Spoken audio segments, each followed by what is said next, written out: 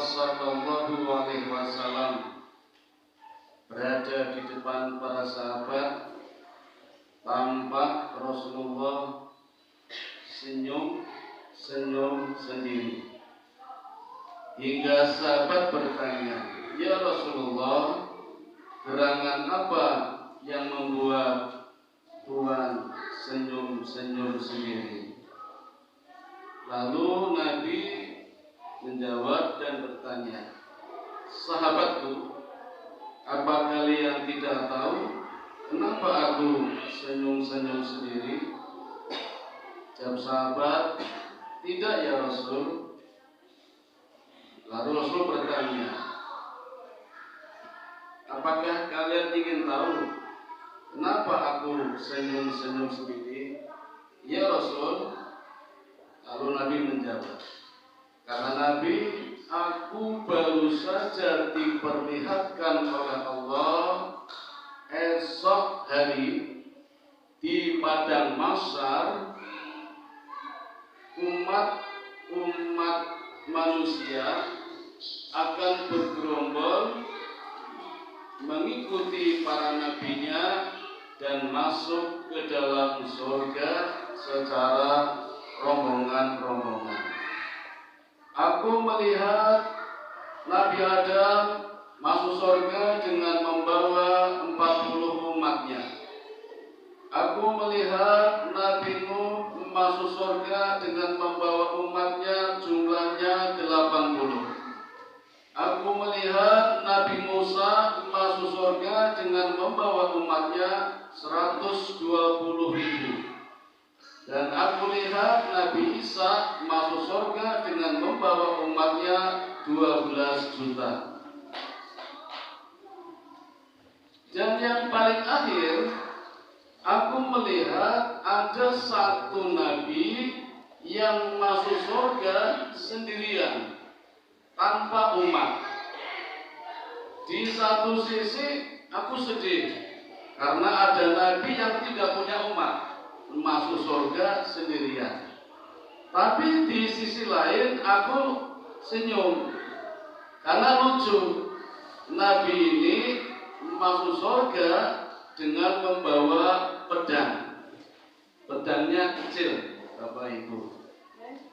Nah, terus Nabi bertanya, "Maukah kalian aku ceritakan siapa Nabi ini dan bagaimana perjuangannya?" "Mau ya Rasul."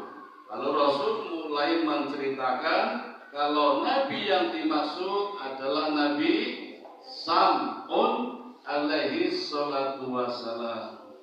Nabi sinten Bapak Ibu? Nabi Sam'un. Bahasa Ibraninya Nabi Samson atau Simpson. Pernah nonton filmnya Bapak Ibu? Dulu waktu masih kecil ya, Samson Delila itu ternyata Nabi Bapak Ibu. Tinggalnya di Palestina. Nabi dari golongan Bani Israel mendapatkan tugas dari Allah berdakwah di negeri Romawi yang dipimpin oleh raja bernama Israel. Yang sekarang Bapak Ibu, Israel kejamnya bukan main dari dulu. Dulu juga sudah kejam. Rajanya kejam, rakyatnya semuanya kafir. Maka Nabi Sam'un dakwah di sana pun tidak punya umat karena semuanya kafir. Tapi Nabi Sam'un tidak takut. Walaupun berdakwah sendirian, tetap berdakwah menghadapi umat yang kafir dan kerajaan yang dipimpin oleh raja kafir yang bernama Israel, kejam dan bengis. Apalagi Allah memberikan 2 mukjizat kepada Nabi Sam'un. Mukjizat pertama berupa pedang. Pedang kecil namanya liha jamal. Dan pedang ini terbuat dari rahang onta. Pedang mukjizat Bapak Ibu, pedangnya ini kalau Nabi Sam'un haus bisa mengeluarkan air. Enak apa? perasaan data dengan angkringan. Ketika Nabi sampun lapar, pedang ini bisa mengeluarkan daging. Jadi mboten usah antri Idul Korban nek pengen daging. Dengan pedang inilah Nabi sampun berdakwah dan perang melawan kerajaan Romawi. Hebatnya pedang ini Bapak Ibu, sekali tebas 1000 musuh mati. Tidak perlu babat satu-satu, tebas satu sampai 1000, tidak perlu, cukup satu, yang belakang mati semua. Inilah pedang mukjizat. Karena kehebatan pedang ini, maka setiap berperang Nabi sampun selalu menang, tidak terkalahkan.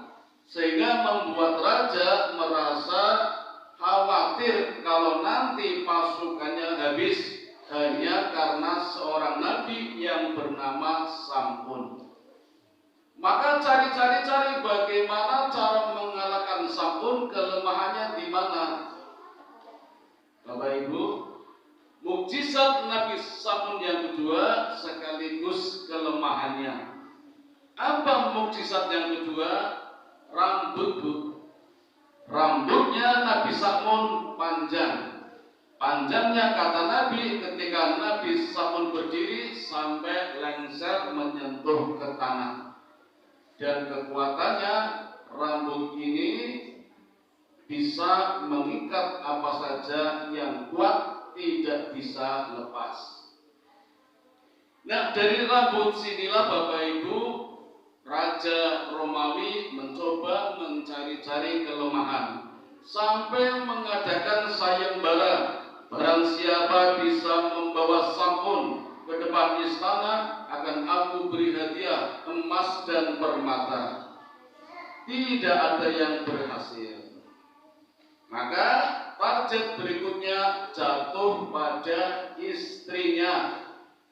Biasanya istri tahu kelemahan suaminya, apalagi istrinya masih seorang kafir, namanya Delilah. Maka didekatilah istrinya dan ditanya oleh raja. Kalau bahasa kita diinterogasi, apakah kamu cinta pada suaminya? Tentu saja, walaupun beda agama. Apakah kamu tahu kekuatan suaminya? Tentu saja. Karena suamiku, setiap hari aku melihat bagaimana kekuatan yang Allah berikan dengan rambutnya. Maka raja mencoba membujuk istri Sam'un agar cerita di mana kelemahannya. Kalau nanti bisa mengikat Sam'un dibawa ke istana, hadiahnya adalah emas dan permata ditambah rumah. Bu, nesing ditambahin dengan kerja mboten. Ini nopo serangan saja mboten? Oh, mboten ngene serangan. Saya menyusur dari utara sampai selatan, mulai dari sembako sampai amplop isi 1.000, semakin ke selatan semakin besar. Ada yang 1.500.000, ada yang 3 juta. Sak amplop niko wonten sing nampa 3 amplop niku. Teman saya malah menunjukkan buku rekening, Pak. Ketemu di BPD menunjukkan nih Pak Fakutin rekening saya tak delok 400 juta. Tim sukses dari 3 partai. Padahal dewe golput. Atak delone DPT ya ora ono. Tatakone golput ora nyoblos. Ning tim sukses 3 partai pun. Iku napa jenenge niku? Muslim apa mukmin apa kafir apa munafik niku? Ning kula ngomong sesuk entek Pak. Kowe tenang. Ora nganti seminggu dhewe dolan teng Purwokerto, ning Purwokerto nabrak wong mati. Awis entek. Urusan orang polisi. Duit panas.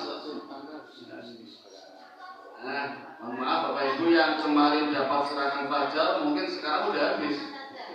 Ini tinggal tunggu balasannya. Kalau mau ngedeni loh. Saat ini pun diwales kok. Cobi bensin naik, listrik naik, beras naik, nanti itu apa? Dan kantor kulo Bapak Ibu niki dong dipaksa naik jabatan. Yang konek jabatan dorang gelap sakit dipaksa naik jabatan. Menapa Bu? Ngoyak pajaknya. Selama ini pajak saya 5%, nanti kalau naik jabatan jadi 15%. Jadi 10% kenaikannya. 15% Bapak Ibu.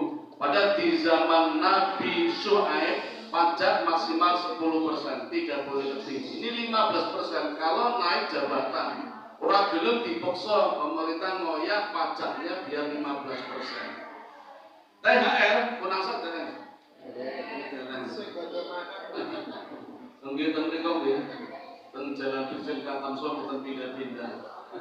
Dari Jakarta udah cair, tapi ke Jogjanya, ke rakyatnya belum, entah kapan. Nanti kalau cair sudah ada tanda-tanda pajaknya 20%, berarti 1/5-nya. Ini pun angsal makan siang gratis dan kapan? Udah sebulan, sulit banget kan? Hati los tunda kayak kabel. Itu nanti rencananya naik lagi 25%. Disimpan sehingga sesok makan siang gratis tahun 29. Kode orang gratis. Duta jeruk disimpan tiba-tiba. Nah Bapak Ibu, delilah diiming-imingi emas, permata, rumah, akhirnya mau menjalankan siasatnya raja. Maka dimulailah di malam pertama, delilah menunggu suaminya tidur. Karena bisa diikat kalau sudah tidur, tapi suaminya sedang sholatnya lama sampai ngantuk, akhirnya delilah tertidur, rasido diikat. Malam pertama gagal. Malam kedua dilanjutkan, berhasil Bapak Ibu. Tetapi ketika Nabi Sam'un diikat oleh istrinya dengan tali, tangi Pak, kata Sam'un, apa yang kamu lakukan? Mengikat tangan dan kakiku. Kata istrinya, hanya mencoba saja seberapa kekuatan suamiku. Alasan ya.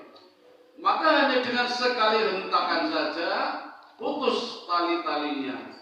Malam kedua gagal. Malam ketiga coba lagi. Kali ini tidak pakai rantai, nggak pakai rafia, pakai rantai. Nggak pakai rantai, nggak pakai tali, nggak pakai rafia, pakai rantai besi. Diikat kaki dan tangannya. Nabi Sam'un terbangun, lalu tanya lagi, sama dengan kemarin, apa yang kamu lakukan? Kata dirilah, hanya ingin tahu seberapa kekuatan suamiku. Maka hanya sekali hentakan saja rantainya putus. Malam ketiga gagal lagi. Malam yang keempat gagal bertentu. Pakai cara lain, jadilah mulai merayu dia, suamiku, betapa hebatnya engkau. Setiap perang selalu menang. Dengan satu pedang bisa mengalahkan 1000 pasukan Romawi. Bahkan kamu bisa memutus tali, memutuskan rantai. Kekuatan apa yang kau miliki suamiku? Sekiranya tidak keberatan, tunjukkan kelemahannya agar aku bisa menjaga kekuatannya dan tidak menceritakan kepada orang lain. Gak sadar, cerita sama istrinya, kekuatanku berada pada rambutku. Maka kalau engkau mengikat kaki dan tanganku dengan menggunakan rambutku, aku tidak bisa bergerak, tidak bisa melepaskannya. Terus dipraktekkan Bapak Ibu, ketika Sam'un tidur, kaki dan tangannya diikat dengan menggunakan rambutnya yang panjang. Maka Sam'un tidak bisa melepaskannya, karena saking kuatnya ikatan rambutnya. Saat Sam'un tidak bisa melepaskan ikatannya, istrinya menuju istana memberitahukan raja kalau Sam'un sudah tidak bisa berkutik. Maka hari itu juga Bapak Ibu, Sam'un dikawal, diarak menuju istana.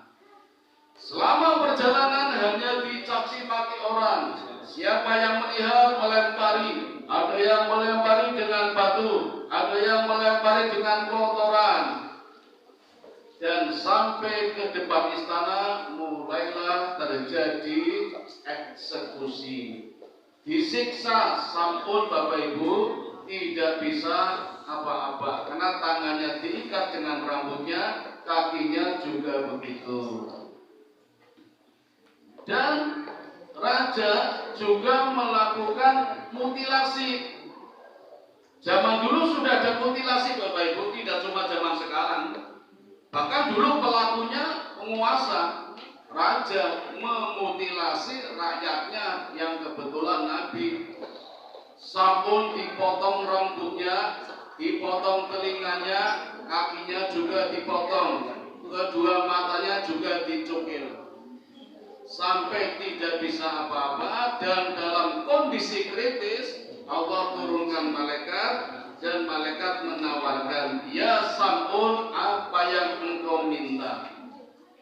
Kata Sam'un, aku hanya ingin merobohkan istananya. Permintaannya dikabulkan, maka Allah kembalikan kekuatannya, Allah kembalikan kakinya, Allah kembalikan matanya, dan telinganya utuh kembali. Maka dengan kekuatannya Sam'un mulai merobohkan dua tiang besar istana kerajaan. Dalam waktu yang tidak begitu lama, kerajaan runtuh dan menjatuhi rajanya, sekaligus rakyat yang berada di sekitar istana, termasuk istrinya, Pak. Istri yang paling dicintainya, yang ternyata berkhianat, juga mati kejatuhan reruntuhan istana. Tidak dapat jadi emas, tidak dapat jadi perak, dan juga tidak jadi dapat rumah. Bapak Ibu, setelah istana hancur, semuanya mati, yang hidup tinggal Sam'un. Nama lengkapnya Sam'un Al-Ghazi, karena berasal dari Palestina, dari kota Gaza yang sekarang namanya Gaza. Jadi panggilannya Sam'un Al-Ghazi. Ini seorang nabi, tinggal hidup sendirian karena semuanya sudah mati. Dalam kesendirian ini Sam'un bersumpah, berjanji akan melakukan ibadah selama 1000 bulan. Maka sejak hari itu Sam'un mulai melakukan janjinya. Tiap malam ibadah, tiap siang puasa, diniatkan selama 1000 bulan. Menurut ahli sejarah, Sam'un sudah melakukannya lebih dari 1000 bulan. Nah, demikianlah sahabat-sahabat cerita aku, kata Nabi. Nabi menyelesaikan ceritanya, dan para sahabat mendengarkan dengan khusyuk, ada yang terharu, bahkan ada yang menangis. Setelah Nabi menyelesaikan kisah ini, maka para sahabat berlomba-lomba. Sahabat yang berada di sini, ya Rasulullah, saya ingin seperti Sam'un, saya ingin ibadah semalam suntuk selama 1000 bulan. Yang sebelah sini, ya Rasulullah, saya ingin seperti Sam'un, saya ingin berpuasa terus setiap hari, setiap siang selama 1000 bulan agar kuat seperti Sam'un dan pahalanya banyak. Mendengar begitu semangatnya para sahabat, Nabi terdiam sejenak. Dan dalam diamnya Allah mengirimkan malaikat Jibril untuk menyampaikan wahyu yang ada di dalam Quran surat Al-Qadar. A'udzu billahi minasyaitonir rajim. Inna anzalnahu fi lailatul qadar. Wa ma adraka ma lailatul qadar. Lailatul qadri khairum min alfi syahrin. Tanazzalul malaikatu warruhu fiha bi'idni rabbihim min kulli amr. Salamun hiya hatta matla'il fajr. Surat inilah Bapak Ibu yang Allah turunkan kepada Nabi Muhammad sebagai asbabun nuzul. Karena para sahabat bersemangat ingin seperti Nabi Sam'un yang setiap malam akan beribadah selama 1000 bulan. Sahabat Yasir ini juga begitu semangatnya ingin berpuasa setiap hari selama 1000 bulan. Maka dengan surat Al-Qadar Nabi mengatakan sesungguhnya Allah sudah menurunkan Al-Quran pada malam Lailatul Qadar. Wa ma adraka ma Lailatul Qadar? Apa itu Lailatul Qadar? Lailatul Qadri khairum min alfi syahrin. Lailatul Qadar adalah satu malam yang lebih utama, lebih mulia dari 1000 bulan. Maka sahabatku, andaikan mendapatkan satu malam saja, itu amalannya sudah lebih utama daripada Nabi Sampun. Tidak usahlah melakukan ibadah selama 1000 bulan, tidak perlulah berpuasa selama 1000 bulan, tapi dengan mendapatkan satu malam Lailatul Qadar, maka amalannya sudah sama, bahkan lebih utama daripada yang dilakukan oleh Nabi Sampun alaihi salam. Ini yang disampaikan Nabi kepada para sahabat. Dan informasi ini sekarang sudah sampai pada panjenengan Bapak Ibu. Apakah tidak ingin mendapatkan kemuliaan malam Lailatul Qadar? Tentu saja ingin. Satu malam yang lebih utama, lebih mulia daripada 1000 bulan. 1000 bulan ini Bapak Ibu ada dua makna. Makna majasi dan makna hakiki. Makna majasi adalah makna kiasan. Bulan satu saja mampu menerangi gelapang malam. Bagaimana kalau 1000 bulan? Tentu terang benderang. Maka secara fisik tanda-tanda malam Lailatul Qadar biasanya terang benderang. Tidak ada angin, tidak ada hujan, suasana cerah, terang. Nanti saat itulah banyak yang berpendapat tanda turunnya malam Lailatul Qadar. Arti yang kedua, arti hakiki. 1000 bulan, 1000 bilangan. Kalau 1 tahun 12 bulan, 1000 bulan berarti berapa tahun? 84. Wah, pinter banget ya. Ini rapot pinter matematikanya. Abang kabeh. Wali kelasnya belum entak ini ya. 83 tahun 4 bulan. Jadi Bapak Ibu, kalau kita bisa mendapatkan satu saja malam Lailatul Qadar, kita bisa melakukan lompatan yang sangat jauh selama 83 tahun 4 bulan. Dengan cara inilah kita dapat mengalahkan amalan umat-umat terdahulu. Kalau tidak, kita tidak akan dapat mengalahkan amalan umatnya yang terdahulu. Karena umatnya Nabi Muhammad Sallallahu Alaihi Wasallam, kata Nabi, umurnya rata-rata 60 sampai 70 tahun. Dengan itu Pak? 76 itu bonus. Wah, bungkura-kura Pak. Siap-siap Pak nih. Ini orang mesti beluduk jatuh kata nih. Bayi meninggal nggih kata kena diare desentri mancrat-mancrat kata. Sing tuwa tiklak-tiklu ora mati-mati ya oke. Wong kelapa coklat gantung ora tiba-tiba ya oke. Jenengan kali kula disebuti. Siapa tahu panjenengan dulu kula keri. Apa kula keri jenengan iki sowane. Enggak ada yang tahu.